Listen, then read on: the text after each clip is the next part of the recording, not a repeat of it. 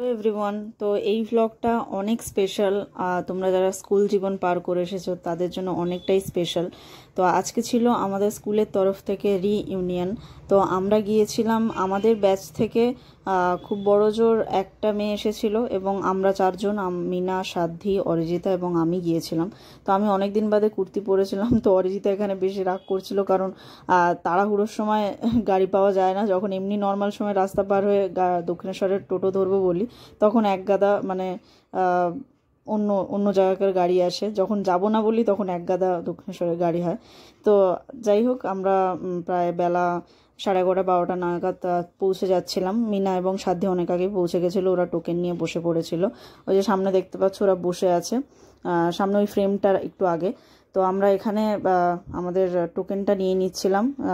দুপুরে যেহেতু খাওয়া দাওয়া এখানেই হবে তার জন্যে। তো এখানে দেখতে পাচ্ছ দক্ষিণেশ্বর শ্রী শ্রী সারদা দেবী বালিকা বিদ্যা মন্দির। তো এখানে যেসব মানে দিদিরা বা কাকিমা, যাই হোক, অনেক অনেক বছরের আগেকার স্টুডেন্ট আমাদের স্কুলে পড়তেন, তারা এসেছিলেন। বেশিরভাগ ওনাদেরকে দেখে আমাদের মানে আমাদের ভবিষ্যতের কথা মনে পড়ে যাচ্ছিল, যে আমাদের 2000 যখন 50 এবং 60 পড়বে, তখন আমরা হয়তো এই রিইউনিয়নে আরও পার্টিসিপেট করার জন্য আগ্রহী বেশি থাকব।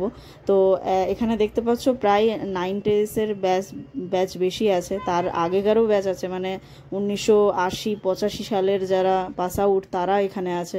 তো খুবই দেখে ভালো লাগছিল। তো আমি এখানে সরি, এখানে ব্রণও আমি দেখছিলাম মুখের। তো যাই হোক, কফি আমি এবং মিনা চেয়ার্স করে নিচ্ছিলাম গরমের মধ্যে কফি। যাই হোক, একটু ঠান্ডা কিছু রাখলে ভালো হতো। তো রিইউনিয়নটা যদি আই থিঙ্ক স্কুলে হতো, আই থিঙ্ক তখন মনে হয় আমাদের ব্যাচের অনেকজনই আসতো। তো এটা স্কুলে যেহেতু বাইরে হয়েছে, স্কুলে নাকি মানে ছোটদের পরীক্ষা ছিল পরের দিন, তার জন্যে স্কুলে রিইউনিয়নটা হয়নি, যার জন্য অন্য জায়গায় করতে হয়েছে। তো যাই হোক, এনাদেরকে দেখে খুবই ভালো লাগছিল, কারণ এনারা অনেক বছর নিজেদের মানে লাইফ থেকে বেরিয়ে, মানে আর কি সংসার লাইফ থেকে বেরিয়ে নিজেদের বন্ধুদের সাথে অনেক দিন বাদে দেখা হয়ে যাচ্ছিলো। আমার মনে পড়ে যাচ্ছে 96-এর মুভির কথা। তোমরা যারা সাউথ মুভি লাভার, তারা 96 বলে একটা মুভি আছে, তোমরা চাইলে দেখতে পারো, ইউটিউবে যাও, এখনও অ্যাভেলেবেল আছে। সিনেমাটা খুবই সুন্দর। সেখানে এরকম রিইউনিয়ন একটা হয়, সেখানেও ওরকম গানের কিছু পার্ট থাকে, একটা লাভ স্টোরি থাকে, যেটা ইনকমপ্লিট আর কি বলতে গেলে।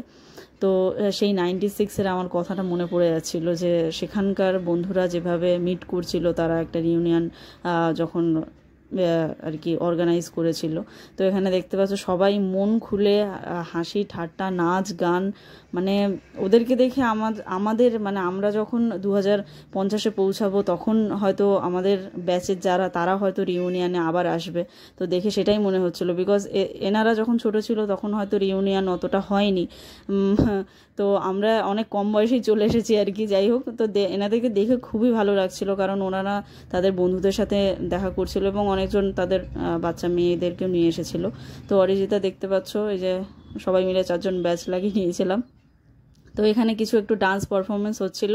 ওনারা ওই যেটুকু প্র্যাকটিস করেছে 1-2 দিনে, সেটুকু ডান্স পারফরমেন্স দিচ্ছিল। তো যাই হোক, তারপর আমরা নিচে চলে গেলাম। নিচে চলে গিয়ে টোকেনটা দিলাম। টোকেনটা দেওয়ার পর ওখানে খাবার দিল। তো সেখানে ছিল হচ্ছে লোটে মাছের একটা বেশ ভালো একটা চপ মতন ছিল লোটে মাছে, তার সাথে স্যালাড দিয়েছিল এবং ফ্রাইড রাইস ছিল, আর ছিল আলুর দম, আর পনির ছিল। পনির যারা চিকেন খাবে না তাদের জন্য পনির ছিল। তো লাস্টের দিকে ছিল হচ্ছে চাটনি, পাঁপড়, আইসক্রিম আর একটা করে রসগোল্লা। তো খাওয়া দাওয়া খুবই ভালো হয়েছিল। অরিজিতা, মিনা এবং সাধ্যি অতিরিক্ত খেয়ে ফেলছিল, যার জন্য লাস্টের দিকে ওদের অস্বস্তি হচ্ছিল। তো আমি তো 2বার ফ্রাইড রাইস ছাড়া বেশি নেইনি, কারণ আমি জানি মিষ্টি এবং চাটনি পাঁপড় খেলে আমার এমনি পেট ভরে যাবে।